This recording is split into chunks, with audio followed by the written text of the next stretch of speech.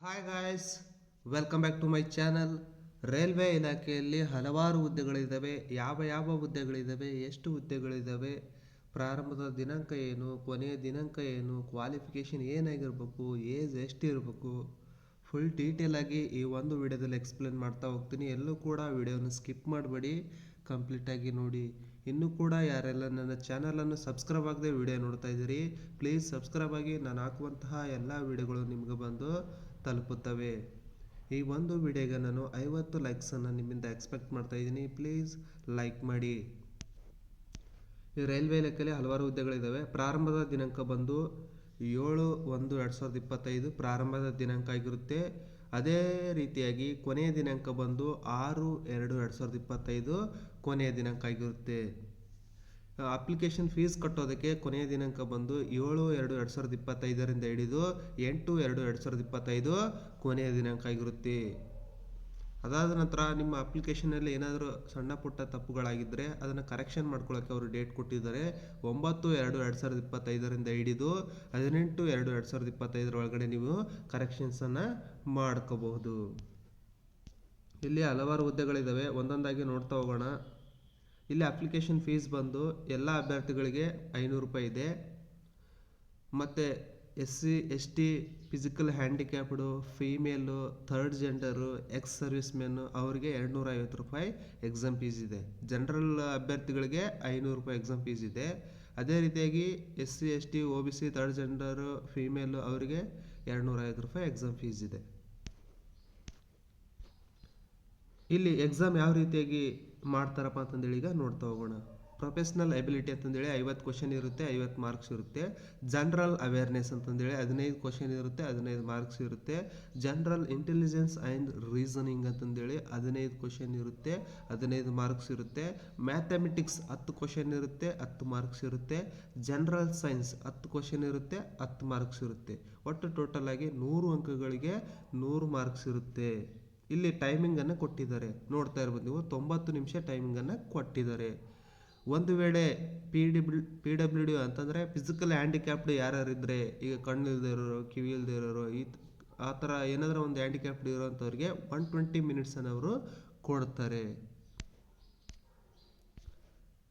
ಇಲ್ಲಿ ಹಲವಾರು ಹುದ್ದೆಗಳಿದ್ದಾವೆ. ಅದಲ್ಲದೆ ಎಲ್ಲೆಲ್ಲಿ ಹುದ್ದೆಗಳು ಖಾಲಿ ಇದಾವೆ ಅಂತಂದೇಳಿ ಇದೊಂದು ವೆಬ್ಸೈಟ್ ಕೊಟ್ಟಿದ್ದಾರೆ, ಲಿಸ್ಟ್ ಆಫ್ RRB ವೆಬ್ಸೈಟ್ಸ್ ಅಂತಂದೇಳಿ. ನಿಮಗೆ ಯಾವ ರಾಜ್ಯದಲ್ಲಿ ಬೇಕು ನೀವು ಆ ರಾಜ್ಯಕ್ಕೆ ಹೋಗಿ ನೀವು ಅಪ್ಲಿಕೇಶನನ್ನು ಸಬ್ಮಿಟ್ ಮಾಡ್ಬೋದು. ಇಲ್ಲಿ ಕೊಟ್ಟಿದ್ದಾರೆ ವಿಳಾಸ, ಅದಕ್ಕೆ ಹೋಗಿ ನೀವು ಸಬ್ಮಿಟ್ ಮಾಡಿ.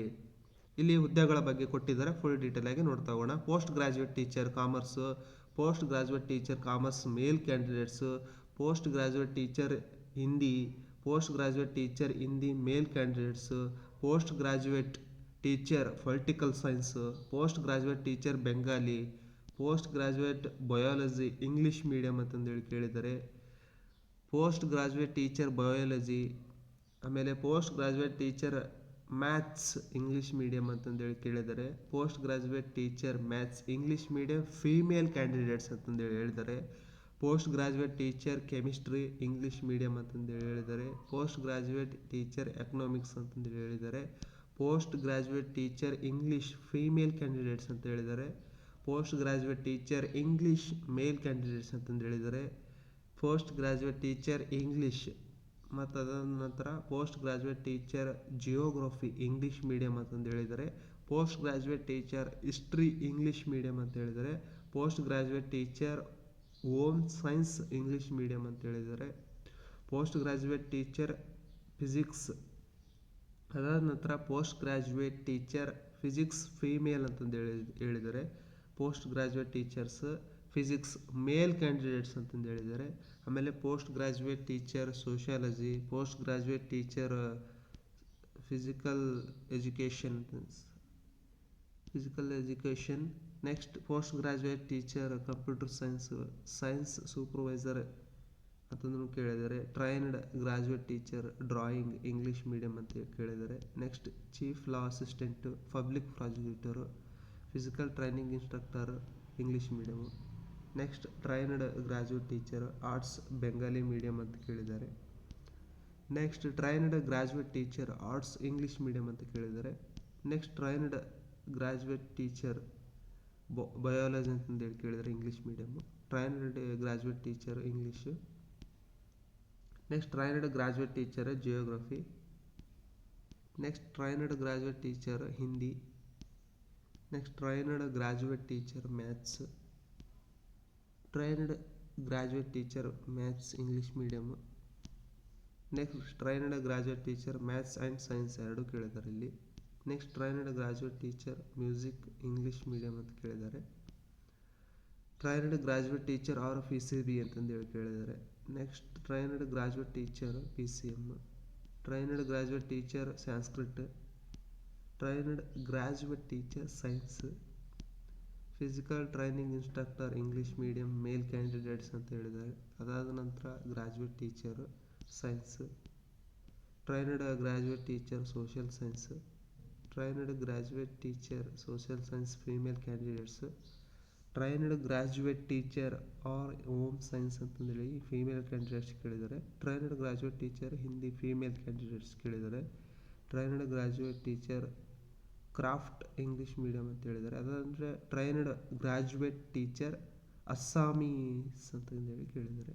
Next trained graduate teacher history ಆಮೇಲೆ ಸೈಂಟಿಫಿಕ್ ಅಸಿಸ್ಟೆಂಟ್ ಟ್ರೈನಿಂಗ್ ಅಂತ ಕೇಳಿದ್ದಾರೆ. Junior translator Hindi. Senior public inspector ಅಂತಂದೇಳಿ ಕೇಳಿದ್ದಾರೆ. ಸ್ಟಾಫ್ ಆ್ಯಂಡ್ ವೆಲ್ಫೇರ್ ಇನ್ಸ್ಪೆಕ್ಟರ್ ಅಂತ ಕೇಳಿದ್ದಾರೆ. Librarian, music teacher. ಅದಾದ ನಂತರ primary railway teacher, primary teacher English. Next primary teacher English medium maths. Primary teacher science English medium ಅಂತ ಕೇಳಿದ್ದಾರೆ. Assistant teacher female junior school. Primary teacher Bengali. Primary teacher Hindi. Primary teacher Tamil. Laboratory, lab assistant. ಈ ರೀತಿಯಾಗಿ ಹಲವಾರು ಹುದ್ದೆಗಳು ಖಾಲಿ ಇದ್ದಾವೆ. ಇವುಗಳಿಗೆ salary ಎಷ್ಟಿದೆ ಅಂತಂದೇಳಿ ಈಗ ನೋಡ್ತಾ ಹೋಗೋಣ.